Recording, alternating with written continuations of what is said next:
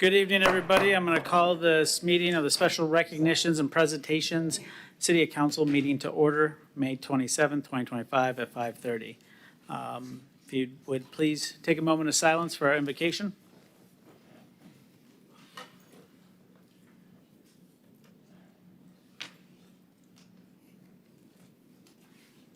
Thank you. Please stand for the Pledge of Allegiance. I pledge allegiance to the flag of the United States of America and to the republic for which it stands, one nation, under God, indivisible, with liberty and justice for all. Thank you very much. City Manager. Good evening, Mayor, Vice Mayor, and Council. Our first item on the agenda is the Employee of the Month for May, and we will recognize Titusville Police Department's Heather Queen, and Chief Lau will do the presentation.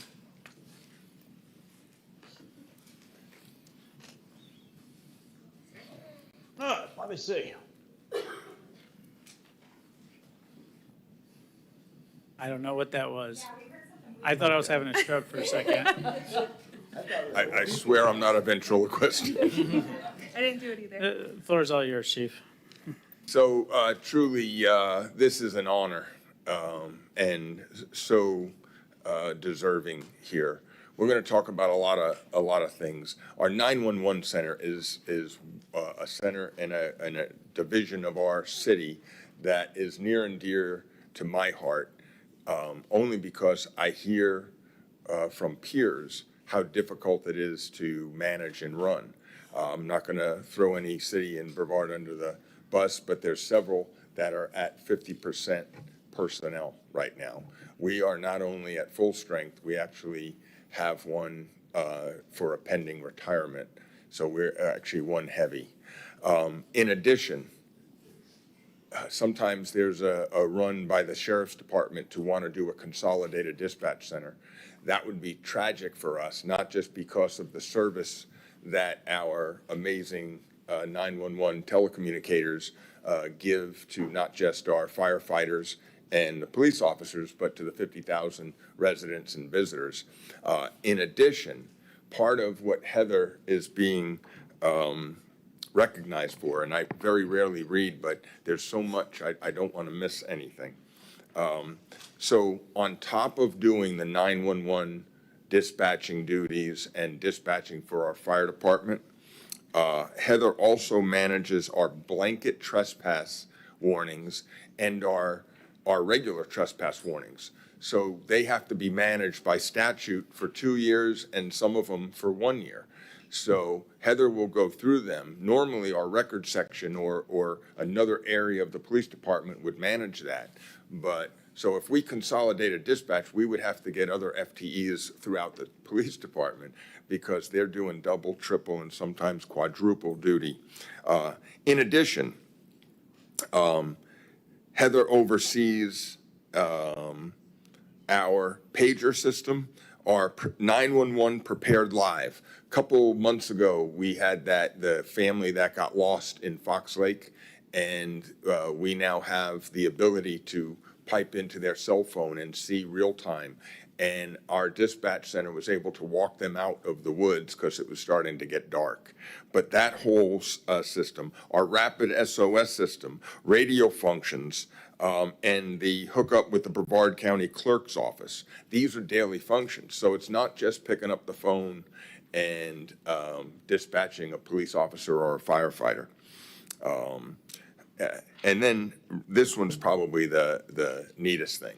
Every Christmas, Heather organizes Secret Santa in the police department, but in addition, hand writes Christmas notes to every employee in the building, not just every officer, not just every dispatcher, but every employee, because she wants to make sure they get a handwritten note. Heather Queen is the epitome of amazing person. And when you have an amazing individual and you put them in a 911 center, you have an amazing 911 center. And so this award is so deserving, and we are so proud of you, Heather. Thank you very much for everything you do.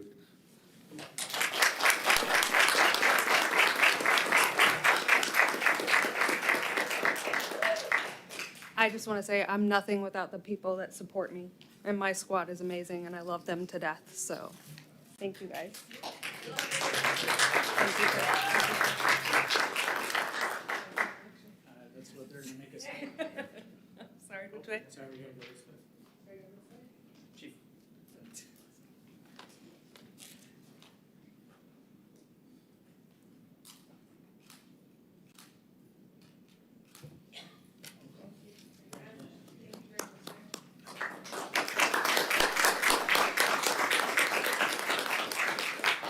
City Manager? Yes, sir. The next item is the President's Gold Volunteer Service Award, and Councilmember Moscoso will acknowledge Ms. Addison Mayer for volunteering 397 hours to the community and present her with the President's Gold Volunteer Service Award certificate and pin. Thank you, City Manager, Member Moscoso. Thank you. So this is my first time giving out an award, and it's an honor to give it to Addison. So today we get to recognize someone very special. Addison is only 11 years old, which is amazing, but she's already done some amazing things for our community. She has volunteered 397 hours helping others. That's a lot of time for anyone, but especially for an 11-year-old. Because of her hard work and her kindness, she has earned the President's Gold Volunteer Service Award, not just once, 4 times. That's amazing. And she's working towards a total of 4,000 volunteer hours. So this award is a big deal. It's given to people who have spent a whole year or more just helping the community. And if there is a chance to help, Addison is there, and I've been a witness to see it. I've met her outside at so many functions, picking up trash or just being with the community. So Addison, I'd like to call you down and give you this award.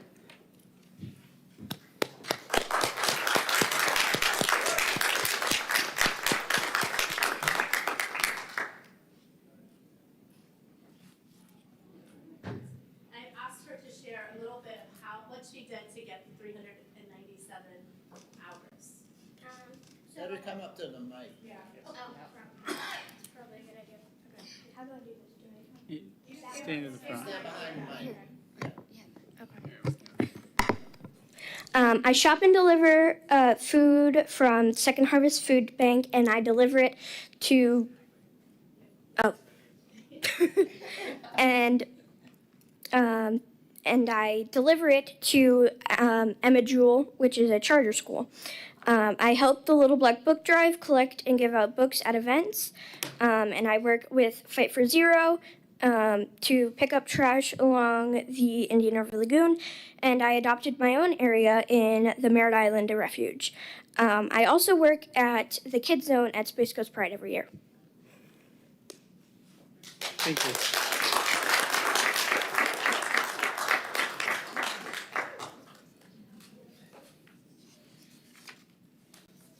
Mom and Dad, do you want a picture? She obviously doesn't have a cell phone because she's volunteering too much. She does. All right.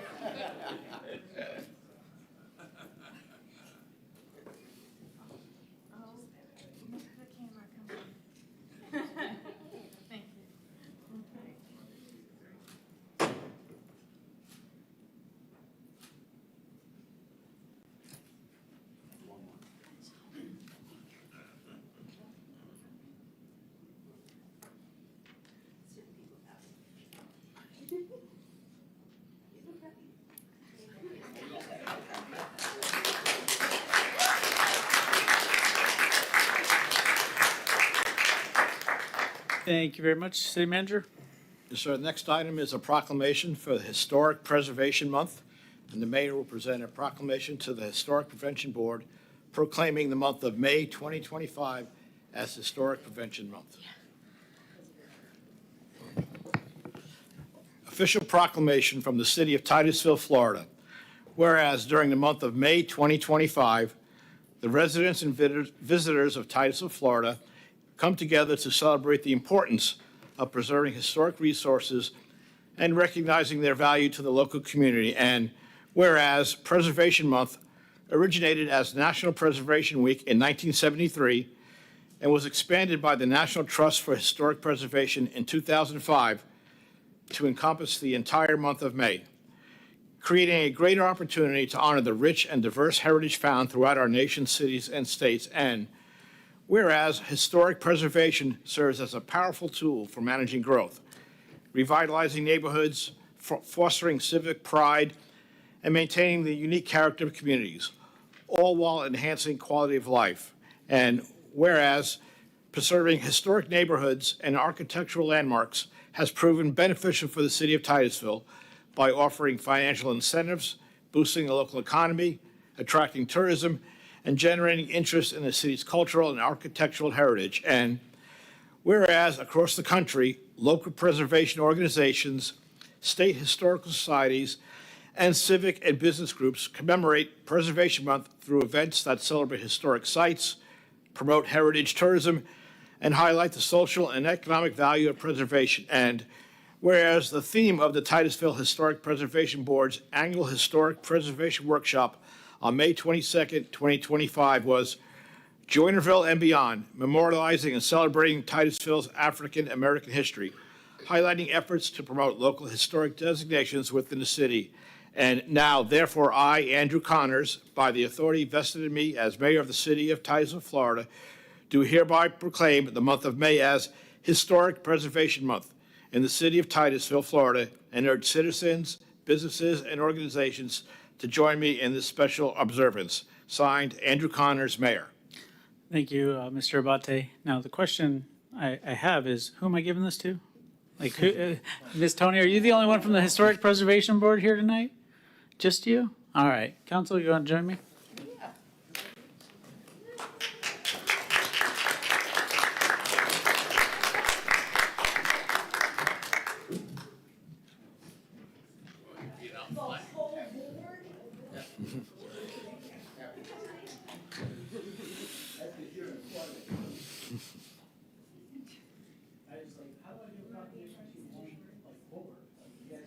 I'm a representative.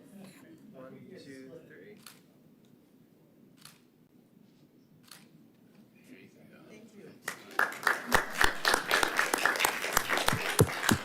I'd just like to say to those of you who did not make it to our May workshop, Joinerville and Beyond is a very exciting project. It is history, but we are moving forward now too with another project to further define the Joinerville area. So stay tuned for our historic moments. Thank you, Ms. Tony. City Manager? Yes, sir. The next item is a Marine Resources Council Low Impact Living presentation. And Dr. Laura Wilson, Executive Director of the Marine Resources Council, will provide a presentation on protecting the Indian River Lagoon with low impact living. Thank you. Thank you so much for having us here today and getting to share our message with you. So just as a brief introduction, maybe, there we go, of who we are. So I'm Laura Wilson, and I'm originally from Atlanta, but my journey actually as a scientist and as an environmentalist starts here on the East Coast of Florida. I grew up coming down here during the summers. My dad and I would get up early, go shark's tooth hunting, and that was really my first love of the ocean, of ocean creatures, and being a marine biologist. And I'm a Florida boy, one of the few these days, born and raised in Orlando, and this was the closest place for my family to come for free beach and free fishing and free fun. So I have a lot of memories growing up on the water, particularly this body of water, and am passionate about protecting it for lots of folks down the road. If you're not familiar with Marine Resources Council, we are an environmental nonprofit that is all about protecting and restoring the Indian River Lagoon system and really the entire 2,000 plus square mile watershed. And we do that through three parts of science, education, and advocacy. Since 1991, we've been running a lagoon-wide citizen science program collecting water quality data and reporting it to the state. We do shoreline restoration. We run the largest licensed mangrove nursery in the state and provide mangroves not just to the lagoon, but all of our shorelines here in Florida. We do a lot of education and advocacy, both all the way in our communities and with other stakeholders. So last summer, we actually held our 21st Action Assembly, modeled in the American Assembly style, bringing together people to talk about the problems as well as solutions. And one of the things that we've been doing since 2016 is producing an annual Indian River Lagoon report. We used to call it the report card. We did a little bit of rebranding this year because we've launched it as a digital dashboard on our website, reporting overall lagoon basin health, everything from wastewater spills to seagrass coverage to water quality. And I'm not going to go into the details of that report too much, but I do want to talk about the main sources of pollution that we have in the lagoon. So one of the things that we see on this screen, those bright colors, the reds and the orange, those are bad. That means that we have really high level of some specific types of pollutants in our water, mainly nitrogen and phosphorus. And these come from runoff on land. These are the most comical chemicals that we find within our fertilizers. Another source of pollution for the Indian River Lagoon, which is really interesting to think about, is fresh water. While it's essential for us, the lagoon is an estuary, meaning it's a mix of both salt and fresh water with a very delicate balance. And all of the rainwater washing immediately into the lagoon impacts that balance, hurts the clams, the oysters, the seagrass. So both of these sources of pollutants come from land. And this is really where MRC's most recently launched our newest education and advocacy initiative called Low Impact Living.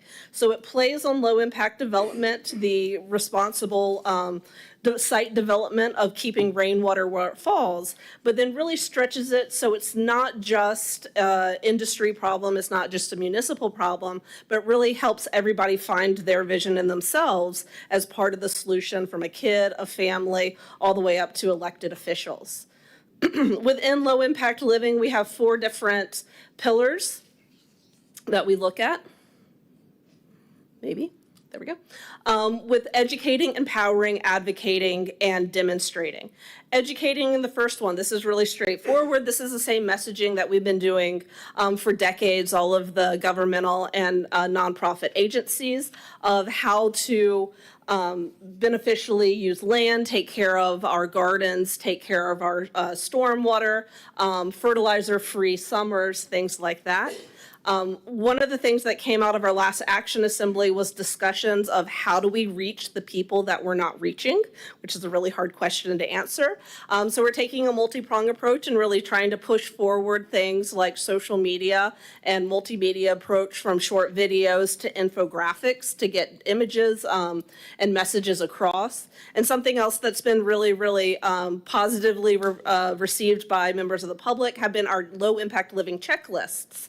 And we have these all the way from kids and families up to businesses, renters, HOAs. And again, part of that, helping everybody see themselves as part of the solution and taking little actionable steps that don't impact either their finances or their time. The second pillar is empowering, and this is working with community organizations and giving them the resources to advocate for themselves.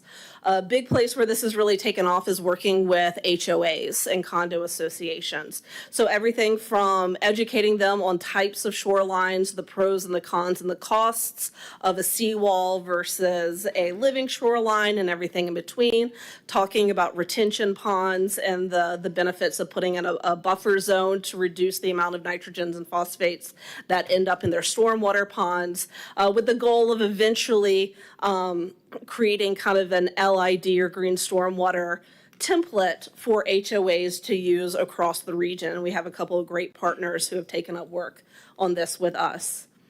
The third pillar is advocating, which is what we're here today about. And this is working with the governments and the municipalities of advocating for change, again, through talking about how municipalities can get involved in low impact development and green stormwater infrastructure. Okay,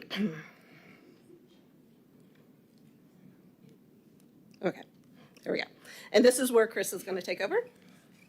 This clicker's gone. She's stealing my thunder, but we'll just leave it there. So we work with municipalities, developers, engineers, and try and help figure out how do we get this stuff done. And I think it's really critical for municipalities because, point one, pipes.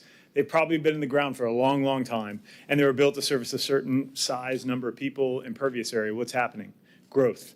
Yet those pipes are staying the same size. The result of that is we're asking pipes to do things that were never designed to do, and you start to see some flooding, right? We see that in our neighborhoods. So people always say, well, we can fix that. Let's make the pipes bigger.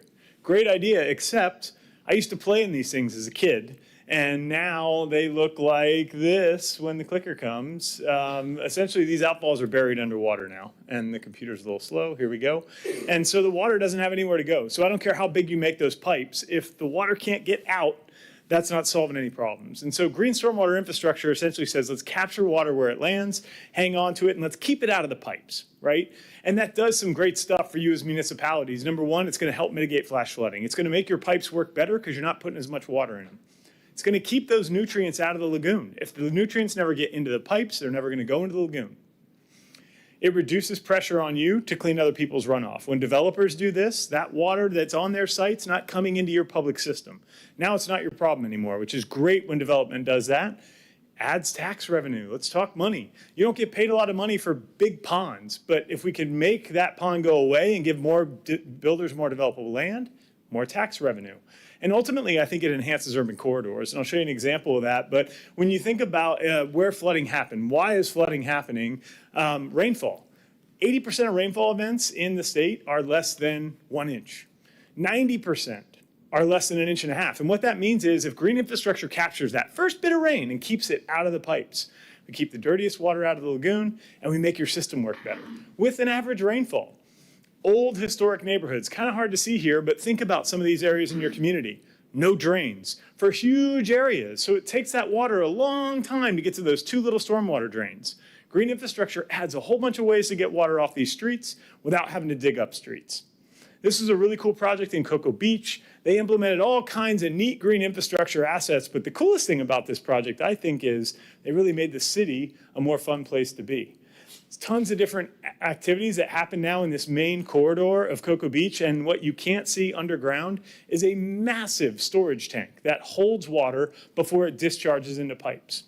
This was the old, and it goes up and down this corridor. Businesses, look there first, right? You're bringing in more people to spend more money, and oh, by the way, it looks better, and all those little gardens in those parking areas are now drainage basins, no pipes. 97% of the water that hits the ground now in this area does not go into the Indian River Lagoon. And the area is a much better place for it. So just some examples of that, and then we'll turn it back over to Laura.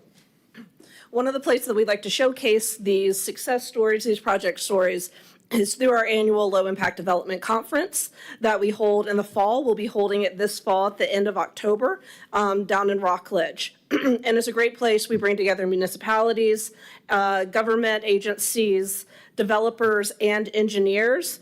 This year, we're really focusing on completed projects to talk about what's already been done in the region that we can showcase and learn from. And then our last pillar of low impact living is demonstrating. So while we have these showcases on the municipal level, we're also leveraging properties that MRC owns or manages to showcase how homeowners, HOAs can implement a lot of these low impact living techniques in their own communities. Everything from shoreline restoration that we do to getting rid of invasives and treating land and replanting natives. We house our large mangrove nursery, but really in Palm Bay, that's our showcase at the Lagoon House. We're right between US 1 and the lagoon, so we deal with a lot of stormwater right there. And we have everything from floating wetlands and buffers around our retention ponds, rain gardens, showing how to put natives into landscape, rain barrels, and the whole kit and caboodle. And so we're really happy with how things are going with low impact living and are hoping to reach more both community members as well as municipalities to talk about not just the good that this can do for the lagoon, but also for our own communities as well. We welcome you to reach out to either Chris or myself at any point with you or your staff if you have any questions or want to learn anything else. Thank you for your time. Thank you, Dr. Wilson. Does anybody have any questions? Vice Mayor Cole? My question is, are there any grants available to assist the city in funding some of these projects? The cities, yes. So there is funding from Sorrel is one place. The Department of Environmental Protection, DEP. We're still waiting on the final budget from the legislature. Depending on which budget gets passed, anywhere from 0 to 100 million coming specifically towards the Indian River Lagoon. That really gets filtered through municipalities. The harder place to find funding is for homeowners, but municipalities do have good sources. So as a city, we would apply for some of those grants, or would we talk with you to find out when the grants are available? You are welcome to contact me, and I can get you all the information you need. Okay. The project I showed for Minuteman Causeway in City of Cocoa Beach, that was funded through a grant program. Okay, thank you. Thank you, Vice Mayor Cole. Member Nelson? I have to say that project really impressed me. But question, how much was it? How big is the tank? Those are two great questions that I'm not going to say off the top of my head, but I can get that information to you in Yeah, terms I'm of overall curious. cost and then overall water. The project itself was studied by the Department of Environmental Protection, so they Okay. actually have documentation to show that 97% reduction in flow to the lagoon. Yeah, because that place flooded Yeah. every time it Yeah, rained. like I said, it's fun to go down there when they throw all the Yeah. big parties and have their art festivals and stuff like that. So I think that's the bigger thing for communities, is you really don't realize the hidden benefit of redoing some areas like that can really be fiscally good for the community. Thank you. It was 5.2 million. 5.2. There you go. Knew it was gonna be expensive. So, Yeah. And I'll get back to you on the storage. okay, how much storage? Yeah. But I'll get back to you. I know the Okay. answer to that, and I'll get back to you on that. I'm gonna hold you to it. Yes, ma'am. Thank you, Member Nelson. Member Stokel? Yes. It seems like there's probably better strategies depending on the certain area. So that was a great, strategy for downtown Cocoa Beach, because where are you going to put a pond for all the water to go there? So do you guys have a list of strategies where it may be good for? So, and I'm asking this because for us, we are getting a lot of projects and we're consistently bringing up flooding concerns. And that's one of my biggest concerns that I have as we get applications for a different land use change or different zoning. And I know we have some practices that we've implemented here with low impact development. Part of my concern with it, though, has been, and I get it from that side, but cluster homes and housing. So you're having these houses almost on top of each other. So I would argue their quality of life may be, not the best if their neighbor's right, 10 feet setback. But then you have the benefit of that is all this open space that helps for, the water to go. So I was just curious on your opinion of that. As we're facing, different applications coming in, different development, we're trying to push commercial. We're getting a lot of applications for housing. So yeah, I just wanted to hear your thoughts. Well, I know y'all have incentives for tree canopies within communities, and that's huge. A tree canopy alone will stop 15 to 35% of rainwater from ever hitting the land. A live oak can hold 10,000 gallons of water versus your St. Augustine grass is going to flood after an inch of rain. So that policy of the tree canopies, that goes a lot longer for water storage for flooding and resilience than a single palm tree in a yard to hit some sort of target. So I think you're definitely on the right track with that. Regarding different techniques for either different size, types of land, that's something that I know Chris and his team are working on. And we're putting a little bit of input into different techniques that can be used at different scales, and what uses kind of engineered infrastructure versus nature-based solution. And then one thing I've talked with Titusville staff about as well is coming up with green infrastructure maps, which I know that y'all are starting to work on, I think, out of your office, to showcase where projects are being done, where they've been completed, so that we can start saying what works in different corridors, whether you're right on the lagoon, whether you're off, whether you're dealing with retention pond, new development or redevelopment. And last question, what you guys are coming up with, are they strategies to prepare and equip municipalities for planning purposes for like the 100-year storm, or even more so, trying if there's like a 500-year storm or potentially? Yeah, to go back to your previous question, every place is different, every goal is different. So we worked with actually some of your engineers of the city here to install the tree wells, the tree boxes that are out here along the city. That was our company that helped with that and provided those. So really small space, really great example of what you can do with a different kind of practice, but everywhere is a little bit different. So when you look at retrofitting or kind of fixing some old drainage issues, I think green infrastructure is a great solution. For some big, huge communities like you talked about, some of the strategies are a bit different, but we do have a menu that kind of shows what those things are, kind of where they go, that we can kind of help direct that. And ultimately, like what we try and help folks with is look at a place, look at an area, look at a problem and say, what would be some things that we can do here? What is the cost? What's it going to take to maintain it? Are those assets in place? I mean, it's really a lot of different things that go into that. Okay. But that's something that we collectively can help doing, including the funding component. We've got great partners that do that stuff too. So, Okay. yeah. Oh, sorry, last question. Do you have a date for the conference in October? October 29th and 30th. Okay. So we're not interfering with Halloween, which was a mandate for my son. And then we're looking to do a field trip, a half-day field trip, actually on the day before, so the 28th. Okay. Thank you. Thank you, Member Sokol. I just have one question for you.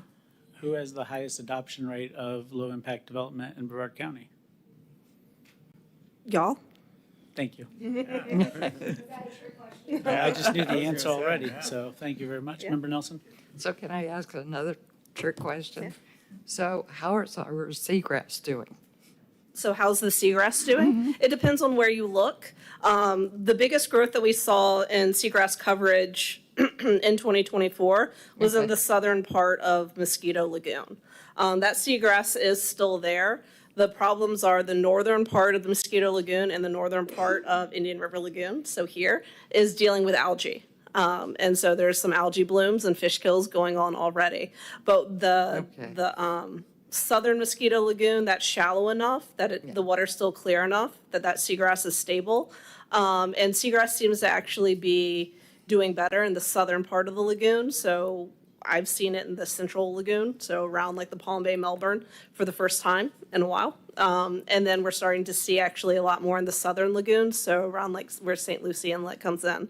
So it really depends on where you look. This is so St. John's River Water Management District is doing their big 2-year survey this year. So we'll have really good maps of seagrass coverage by the end of the summer.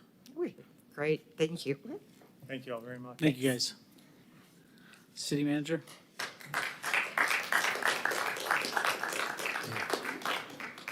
So the last item is the FlashVote public input presentation. And the city recently contracted with FlashVote to conduct random scientific surveys. These surveys will solicit input directly from Titusville citizens, allowing the city council to make data-driven decisions. Jeff Serini will provide of FlashVote will provide a 15-minute overview of the process. Okay, good evening, City Council, Mayor. 10 years since I've been able to say this, City Manager. Tom just mentioned some of the stuff that I was going to do in our presentation, but we'll get on with this real quick because the gentlemen are on our Zoom meeting.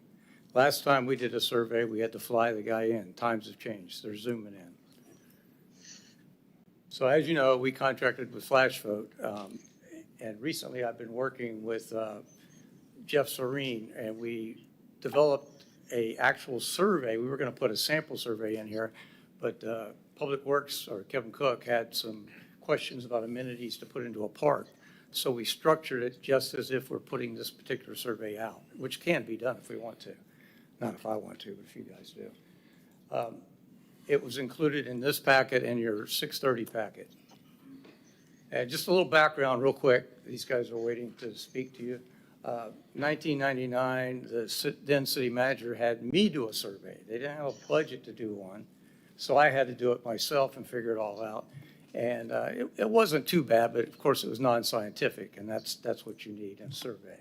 And then in the early 2000s, we did a phone survey through a company in South Florida. That was really labor intensive, and that's back when people still had landlines. So then later on, we contracted with National Citizen Survey, who's still currently affiliated with ICMA. And we did mail-out surveys, and we did, I think, maybe 3 of them over the years. And there was a lot of interest in it, especially by the local cities, and they contracted with them. So this FlashVote's a modern tool. It does simple surveys. I'm looking at the methodology of this, and I think it's fantastic. I really do. We haven't done our survey yet, but just the way it works and the simplicity, and you can drill right down to what you're looking for. Because I don't know if you've ever, dealt with a company on the phone, and they do a really good job, but then there's that, will you stay on the line for a survey? And all of a sudden, you're answering 15 questions, and you want to say good things about them, but eventually you're just like, I gotta go.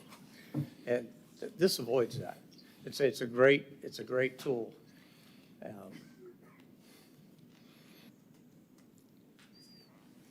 missing the one there. Okay, so they're waiting to do their presentation, and as soon as they put them up, we'll listen to what they have to say. Okay, can you hear us? Yeah, Can you guys hear us? can hear you, yeah. All right, we got you. Excellent. Thanks, Jim. So I'm, as Jim mentioned, I'm Kevin Lyons. I'm a co-founder of FlashVote and a chief survey nerd, if you will. And Jeff is head of our customer success, and we've been working with Jim, getting a nice panel going for you guys. So these are regular representative people in Titusville who are willing to give a minute every few months to give you input on important issues. And it sounds like we'll probably start with a park survey, but it could be anything. And I'll just give you a quick overview of why FlashVote exists, and then happy to answer any and all of your questions, of course. So if you think about the challenge let me know if you can see my screen, by the way. Do you have the screen? Yes. Excellent. All right, so if you think about the challenge of public input in general, and I've been a public official for 11 years on a county advisory board. You have the meetings, people come to you, they email you and all that stuff. When you think about the sentiment of that input, like what you hear, what the slice of the universe that you get is, you might wonder, geez, how often does that input that comes in from all those different channels, online questionnaires, social media, meetings, everything, how often does that match the whole community sentiment, the true community sentiment? Feel free to take a guess if anyone wants to throw out a number. We can have some fun with it. Council? 25%? 10%. 25%. 10%. Okay, you guys are good. That's why we're working with you. Very exciting. So, a lot of council members will guess a lot higher, actually. You guys are right in the zone. So 5% of the time we found, comparing our scientific surveys to what people are hearing and thinking, right? About 5% of the time we found it's a match. So that's the same side of the sentiment and the same amount. 25% of the time it's the same side, but it feels like a bigger group than the actual group is in the community. So any of those answers from 0 to 30, 5 to 30% are correct. And that leaves the big challenge, which is 70% of the time, the sentiment you get from the input is actually the opposite of what your whole community wants. And you only know that if you have the data to show you, the scientific data. And so that's what we do. It's a problem we solve for you. And I can jump to how it works, assuming you guys are already good with that. So that's awesome. So the idea with FlashVote is, what if we could get you that information in the time between a meeting notice and the meeting itself? That was kind of our crazy engineering idea. We don't recommend using it that way, of course. But what we ended up with was a system where we could, once we had the panel built, again, which we've been working on with Jim, doing a great job on that. I think he's up to 666 people already, confirmed users. Once that's set up, we can go from an idea to a survey to survey results in a week or two, typically. And from launch to results is 48 hours. And people get to see the results, and they love you for that more than anything else. It feels like they're part of a thing that's happening, and it's transformative for trust building.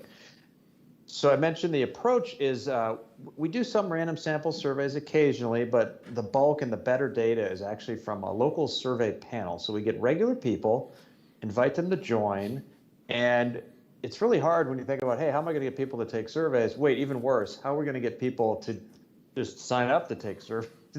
And so it took a lot of user testing, like almost 2 years, 18 months of hardcore testing. And so we've come up with the language that you guys have been using and pushing out and putting your own spin on it. Any channel you have, is going to be a way to get people to participate.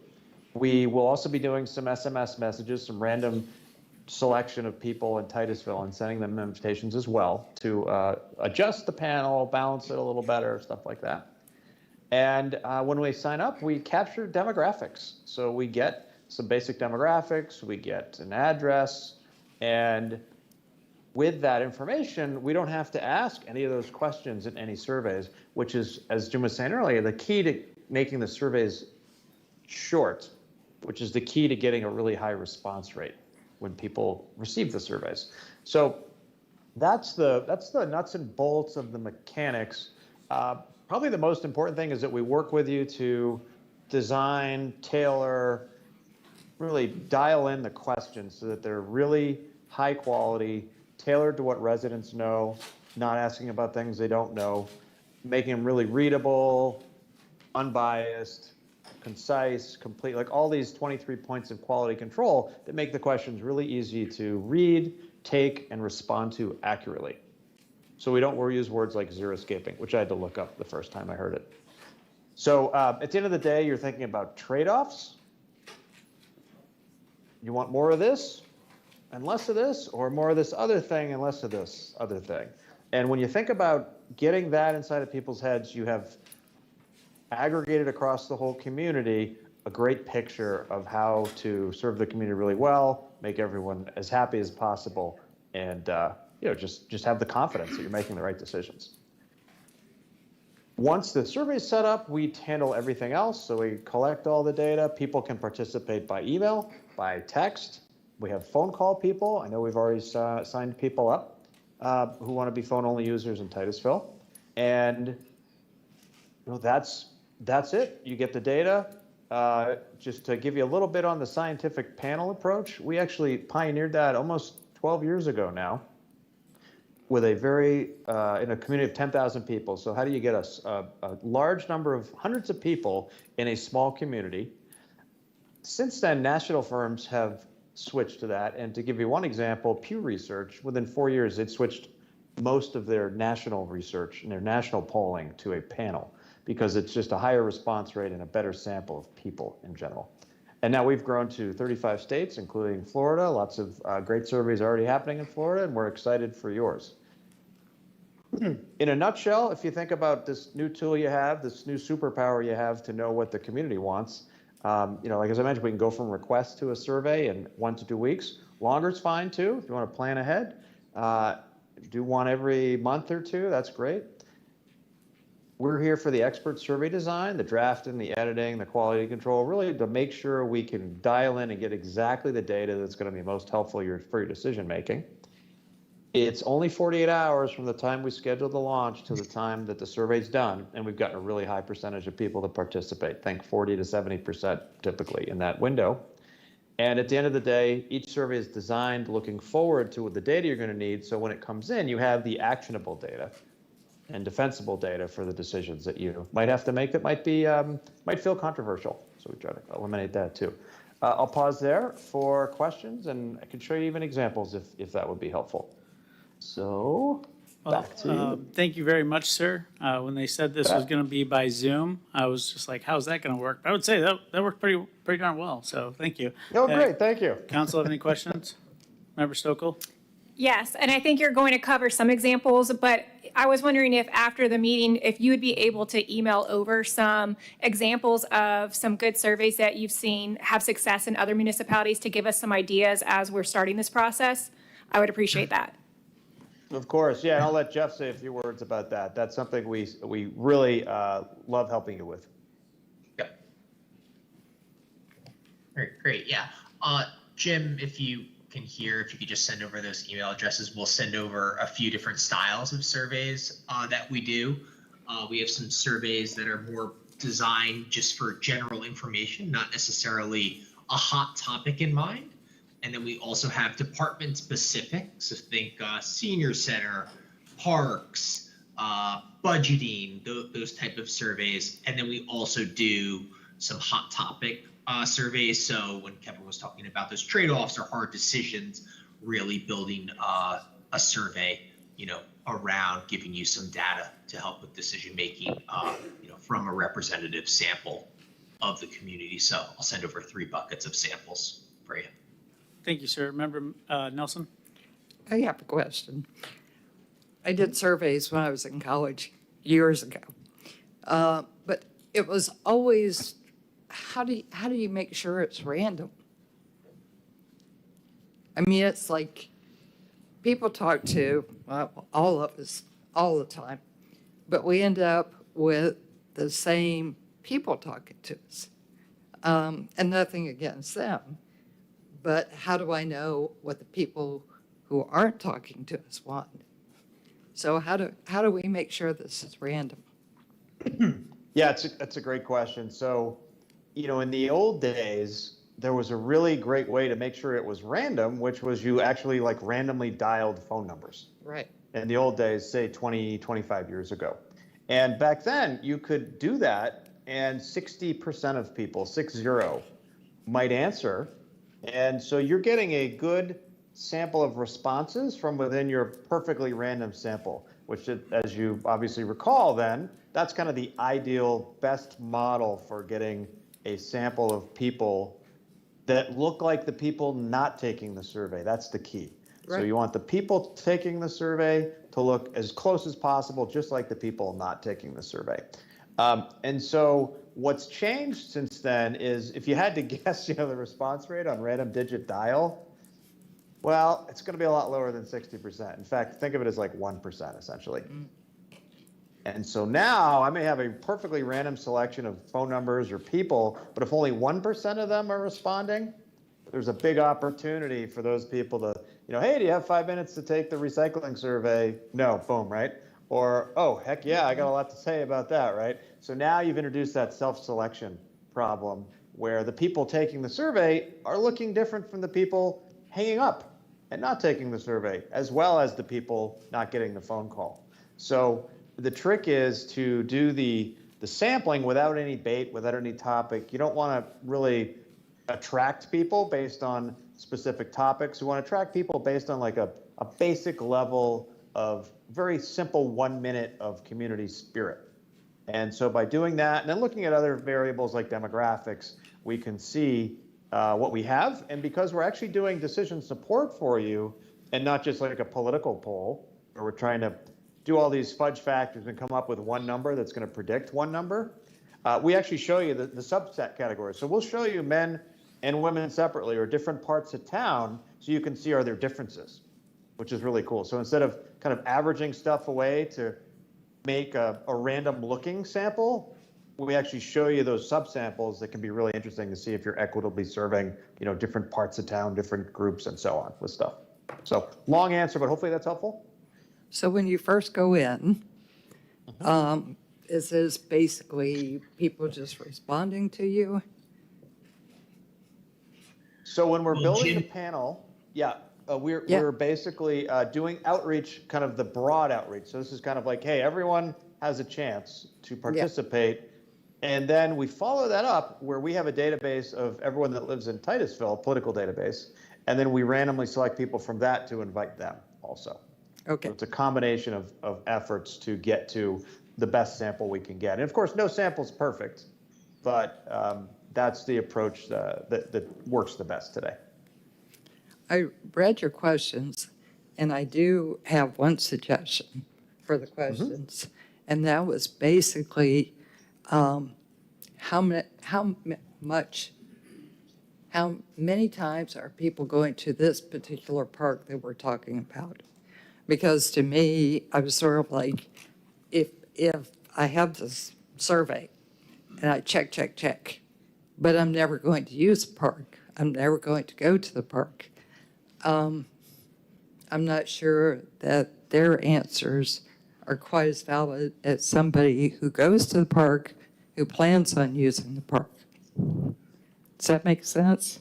Absolutely, yeah. So there's an approach that we use for stuff like that, and we're actually doing this just now, pretty much a very similar survey in Naples, Florida, where you can think of different buckets of people. So we want to have the input, but for a particular decision, you might apply a certain filter. like the one you mentioned. You might want to know, hey, what are the people who are most likely to use the park compared to the medium likely compared to the least likely? And that information can be really helpful in a lot of scenarios. That's just a park scenario. But yeah, we often will set up a Q1, a first question, with that kind of a filter. Okay. And so that's something that might apply in this case by the time we are done with the survey drafting. If I may, Jeff and I worked on a question, and it was his suggestion to put it in there. Have you been to a park in the last 12 months? Yeah. So you can kind of separate the people that go to the park and versus. Yep. I thought about that. And the age filters are also really useful for that, because you might look at that peak age group, which in your case is probably 35 to 50, parents' ages with kids of different ages and so on. So Yeah. good question. Thank you, Member Nelson. Member Moscoso? Sure. Good evening. So we are a city of around 50,000, and I think we only have 270 signed up. And so I'm proud that we've gotten to that number, but I want to make sure that we are increasing. So what would be an ideal number? I mean, obviously 50,000 would be great, but what would be a good number to get a beneficial result so that we can feel like we have a good percentage of people weighing in on these issues? Yeah, so that's probably the most popular question we get is like, what percentage of people do we need to hear from in our community? And this is where I spent a lot of time with M&Ms and figuring out how to explain it, because it's weird. It makes no sense, honestly, at first pass. You're like, wait a minute, our community is way bigger or way smaller. How come we don't have a different number? It just turns out that if you want to know within plus or minus 10% of the true population, you need 96 people responding. So you're already past the number that'll get you that. Our sweet spot, as we tell people, is really 200 to 600 responses. And here's a simple way to think about it. We're actually estimating percentages in the community, and those don't depend on the size of the community. So if I want to know how many green M&Ms are in a bag, if the bag has 1,000 M&Ms or 10 million M&Ms, the percentage of green is still whatever it is. And so by pulling out M&Ms and looking at them, I can estimate percentages. So the answer is actually no matter what size of your community, you can think of 200 to 600 responses as being great. Like that's plus or minus 7 to plus or minus 4. It'll tell you, is this a priority or is this? And 100 is actually surprisingly good as well. Thank you. Member Stokel?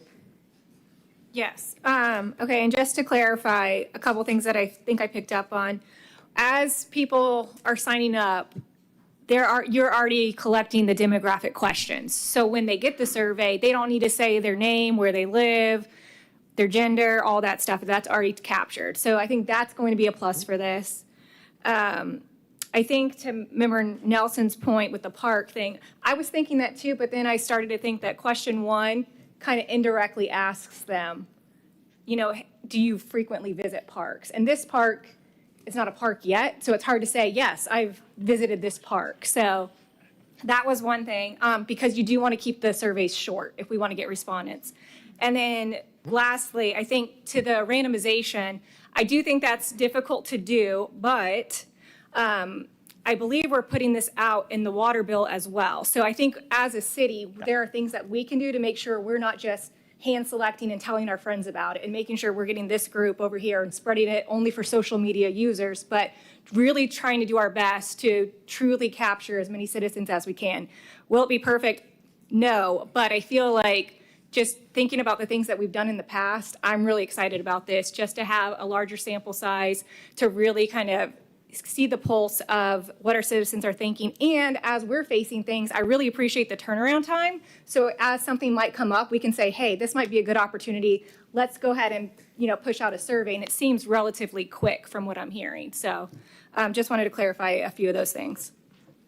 Yeah, one that's thing all correct. he didn't mention, that number, we're talking about 200 to 600, that's the same thing they use for a national survey. Millions of people. So that's the same number they reach. And as regards to the randomness, we used 2 newspapers. One of them I've been writing a half page in for probably 20 years. So old style, 2 newspapers. We used social media, the same social media we've been using for years. And we used talking points. So that's pretty random. And then, like Sarah said, I think it's this week, it'll show up in people's water bill. So for 4 cycles, that'll hit the whole city. So it's pretty random. I mentioned early on Yeah, about it. Go ahead. Oh, sorry, Jim. I was going to say Jim's currently in the process of building the panel, so that number is just where we're at right now, and he's done a fantastic job pulling a lot of different levers to reach the entire community. So I'll be curious to see a lot more people will be added by his efforts. So. Well, thank you very much, guys. Thank you, Mr. Jim, and yeah, appreciate you. One last comment. I got to pat ourselves on the back. I think Jeff told me that normally it takes about 58 days for people to reach the level we got to, and we did it in less than 30 days. So, yeah, thank you. Stuff's working. Good to put some numbers on that. Yeah, you're doing a great job. We'll look forward to your surveys. Thanks, everyone, Appreciate it. for having us. Yeah. Thank you. Okay. Thank you, Jim. All right, public comment for the first meeting, and we still got another meeting that starts at 6:30. My name is Stan Johnson, 860 Poinsettia Avenue. I sent an email to everybody, right, these people, on May the 21st about what has happened in the election process between Mr. Connors and Mrs. Conklin. And so I sent an email, and it was on May the 20th that I first saw the sign that is of dispute. By the way, Kevin Rosa is a fairly good friend of mine. He was my instructor for kite surfing. How well did I do in kite surfing? Horrible. But anyhow, that's not his fault. So I sent this email, and it has 5 items by about this issue, and 4 of them are illegal activities of our Mayor Connors. So I don't have any response from you. But these 4 items are, number 1 is that when you dig holes in the right-of-way, you're supposed to have utility locates. It's illegal not to have utility locates. And my understanding, as Mr. Rosa explained to me, is you and he had a post hole digger and were digging holes in the right-of-way. That's illegal.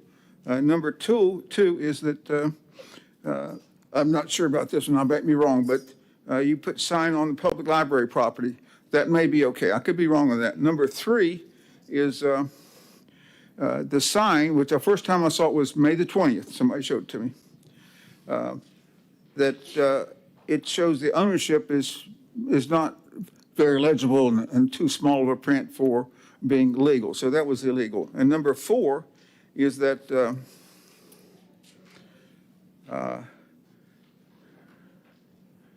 let's see. Number 4 is, well, the ownership of the sign, I said, was not legal. And the, but okay, let me stop there. And then the other issue was the nature of the sign was showing that she was a Democrat and where she's a Republican. And to some people, that is like calling you a donkey or a jackass when you're a Democrat. So she's very offended, and a number of people believe that you won this election because of being dishonest. That last item was not illegal, but having her picture and as explained, she's a Democrat, was dirty politicking, not illegal. But the other items that I mentioned are illegal. So I'm looking for your response to those issues. Thank you. I appreciate your time. Thank you very much, sir. I'm waiting for your response. Thank you. Okay, maybe I'll get a response someday. Thank you. Hi there, Dr. Kathleen Work. I just wanted to talk briefly about the FlashVote that I heard because some of the questions, particularly the representativeness of the sample. Now, I don't know all the methodology.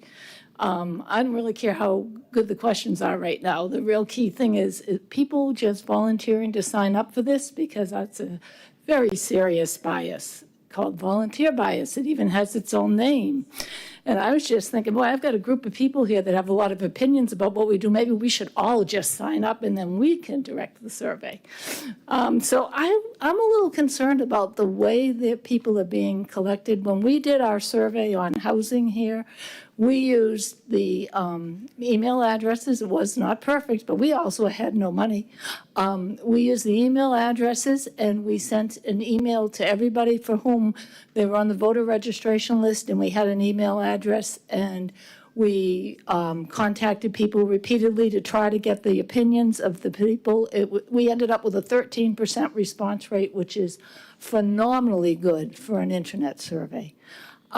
I would not be comfortable having people self-select to fill out this survey. That does not sound like good methodology to me at all. They can get the numbers up, no problem, but the numbers are not going to tell you what the people in Titusville really think. So if you want to talk to me about this at some point, I have some expertise in this area.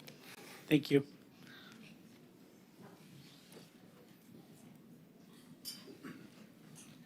Hi, guys. I'll be super brief. I sent a lot of you a message recently about mountain bike trails in Titusville. So my name is Jason Miller. I'm an avid cyclist, especially with mountain biking. I'm involved with it throughout the state as part of a youth mountain biking league. And I actually noticed on my way up one of the signs out there I hadn't seen before. It labels Titusville as a cycler's paradise. So we have a lot of great cycling out here, but one of the huge things that we're missing is mountain bike trails. So I've identified a couple of city properties that I think have potential for mountain bike trails. Of course, there's probably things that I don't know about them that might hinder that, but I'm just here to ask for the council's support and the ability to work with city staff to identify some of those properties and hopefully in future develop some of those mountain bike trails to really make this a true cycler's paradise. So. Thank you very much, Ms. Miller. Thanks. We can bring it up when we get to the next meeting. Thank you. Anybody else for public comment for this first meeting? Seeing none, can I have a motion to adjourn? Motion to adjourn. Thank you. We're adjourned. We're going to take a 10-minute recess, and then we'll start the regular city council meeting at 6:40. Thank you.